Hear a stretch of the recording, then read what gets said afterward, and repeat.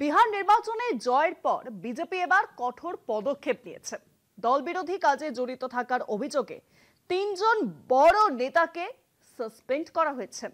প্রাক্তন কেন্দ্রীয় মন্ত্রী আর.কে. সিং এবং দুই নেতা অশোক আগরওয়াল এবং উষা আগরওয়াল এই তালিকায় আছে। দল তাদের শোকজ নোটিশ পাঠিয়েছে এবং 7 দিনের মধ্যে জবাব দিতে হবে তিন নেতাকে। এদিকে সূত্রের খবর, সাসপেনশন, লোক দেখানো, বহিষ্কার করে হবে তিন নেতাকে। বিহার নির্বাচনে জয়ের একদিন পর বিজেপি এবার নজর দিল দল বিরোধী কার্যকলাপে যুক্ত থাকা নেতাদের দিকে। তিনজন নেতাকে আজ সকালে সাময়িকভাবে সাসপেন্ড করা হয়েছে। এদের মধ্যে সবচেয়ে পরিচিত নাম হলেন প্রাক্তন কেন্দ্রীয় মন্ত্রী ও বিহারের প্রবীণ নেতা আর.কে. সিং। অন্য দুই নেতা হলেন আইন পরিষদের সদস্য অশোক আগরওয়াল এবং কাটিহারের মেয়র উষা আগরওয়াল। বিহার বিজেপির রাজ্য দপ্তরের দায়িত্বপ্রাপ্ত অরবিন্দ শর্মা সকালে এই তিনজনকে নোটিশ পাঠান। নোটিশে জানানো হয় তারা দল বিরোধী কাজে জড়িত এবং এতে দলের ক্ষতি হয়েছে। কেন তাদের দল থেকে বহিষ্কার করা হবে না সেই উত্তর এই তিনজনকে 7 দিনের মধ্যে দিতে হবে।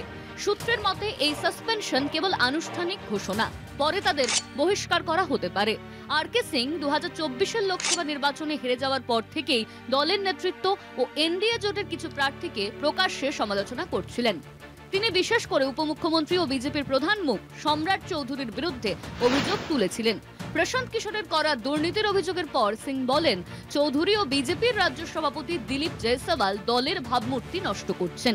তিনি তাদের খুনের মামলায় অভিযুক্ত বলে মন্তব্য করেন এবং বিহারের মানুষ যাতে দাগি প্রার্থীদের ভোট না দেন তার আহ্বান জানান। তিনি সম্রাট চৌধুরীর শিক্ষাগত যোগ্যতা নিয়েও প্রশ্ন তোলেন এবং জেডিইউ নেতা আনন্দ সিংকেও আক্রমণ করেন।